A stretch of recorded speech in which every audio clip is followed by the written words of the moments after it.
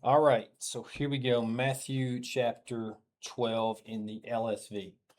Hope that you boys are having a great start to your morning. Um, Thought we had a good day yesterday. Did some mowing for Miss Donna. You guys were with Mimi most of the day. Then we went and you guys hung out with Miss Donna a little bit, and then I did some mowing, and here we are Friday again. Love you all so much. Um, Hope that you guys have had a great week. I know that school's going to be starting back for you all very soon, and um, the last of your all summer is coming to an end. But I cherish your time. I love you all so much. I hope that you know that how important you are to me. How much I try to prioritize you all. Hope that you feel that, see that. And so here we go. Excited about getting into the LSV. Think that it's going to be a cool read in the New Testament, but maybe even more so in the Old, where we see the covenant name of God written down in English, whereas we don't normally see that. I'll be excited to do that. So here we go. But for the New Testament study today, Matthew chapter 2. Chapter 1, we saw lots of genealogy. Sometimes that's tough, but God gives us that, and I think it's important to read that. Sometimes I've skipped it, especially golly in the Old Testament. I forget where all that is, but I think it's important to read that. I think things can be revealed. I think that's a discipline. Even reading it when it's hard, because the more we read it, the easier it gets. I do believe that. I highlighted a little bit here in the LSV yesterday. All I highlighted was in verse 16, and Jacob begot Joseph, the husband of Mary, of whom was begotten Jesus, who is named Christ. Jacob begot Joseph, not Jacob that is Israel, but the dad of Joseph, the stepdad of Jesus. His name was Jacob. And Jacob begot Joseph, the husband of Mary, of whom was begotten Jesus, who is named Christ. Verse 17, it says, all the generations, therefore, from Abraham to David are 14 generations, and from David to the Babylonian removal, 14 generations, and from the generations, I've lost it, and from the Babylonian removal to Christ, 14 generations. So, wait, let me try it again. All the generations in verse 17, therefore, from Abraham to David are 14 generations, and from David to the Babylonian removal, 14 generations, and from the Babylonian removal to the Christ, 14 generations. So 28, 38, 42 generations is what it seems like to me. And here we go. Matthew chapter 2. Something that I miss is that in many of my Bibles, there's titles to the chapters. So I don't have that here in the LSV. That's okay. But I do miss that. I'd like to say, hey, this is what we're looking at in in this chapter today. And I can do that. And actually, I'm going to pause for a second and do the summaries so that I can talk about what it is that we're going to be getting into each and every day. So I'll pause and I'll come back with that. Okay, yeah, I like this. And so this is what we'll do. Matthew chapter 2. The king is born, the world responds. Chapter 2, verse 1, and Jesus, having been born in Bethlehem of Judea in the days of Herod the king, behold, Magi from the east came to Jerusalem, saying, where is he who was born king of the Jews? For we saw his star in the east, and we came to worship him. And Herod the king, having heard, was stirred, and all Jerusalem with him, and having gathered all the chief priests and scribes of the people, he was inquiring from them where the Christ is born.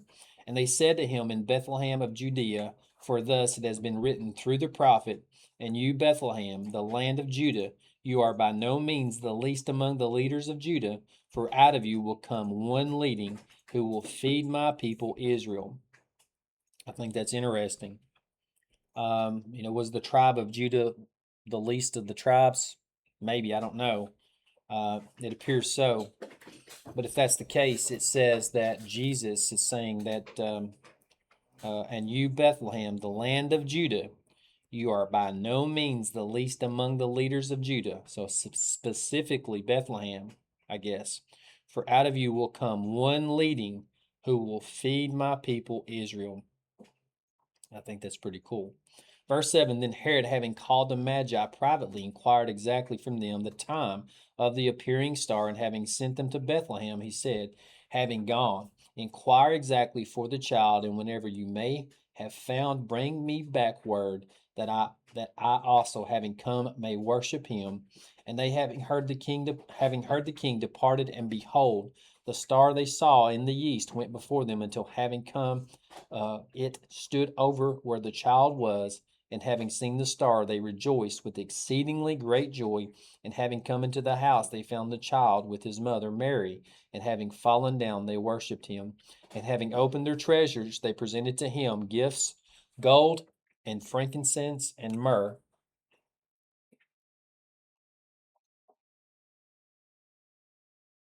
And having been divinely warned in a dream not to return to Herod through another way, they withdrew to their own region, and on their having withdrawn, behold, a messenger of the Lord appears in a dream to Joseph, saying, having risen, take the child and his mother, and flee to Egypt, and be there until I may speak to you, for Herod is about to seek the child to destroy him. And he, having risen, took the child and his mother by night, and withdrew to Egypt. And he was there until the death of Herod, that it might be fulfilled that was spoken by the Lord through the prophet, saying, out of Egypt call my son. Then Herod, having seen that he was deceived by the Magi, was very angry, and having sent forth, he slew all the male children in Bethlehem. Highlighting that. And in all its borders from 2 years under, according to the time that he inquired exactly from the Magi. Then was fulfilled that which was spoken by Jeremiah the prophet. Funnily enough, we are starting Jeremiah today, chapter 1. Then was fulfilled that which was spoken by Jeremiah the prophet. A voice in Ramah was heard, weeping and much mourning, Rachel weeping for her children, and she would not be comforted because they are not. And Herod having died, behold, a messenger of the Lord appears in a dream to Joseph in Egypt, saying, having risen, take the child and his mother, and be going to the land of Israel, for they have died, those seeking the life of the child. And he, having risen, took the child and his mother, and came to the land of Israel. And having heard that Archelaus reigns over Judea instead of his father Herod, he was afraid to go there, and having been divinely warned in a dream, he withdrew to the parts of Galilee. And coming, he dwelt in a city named Nazareth, that it might be fulfilled that he was spoken through the prophets, that he will be called a Nazarene. That was quick. Seems like these chapters go by faster and faster the more we read them. But that is Matthew chapter 1. So, all right. Putting our date in there.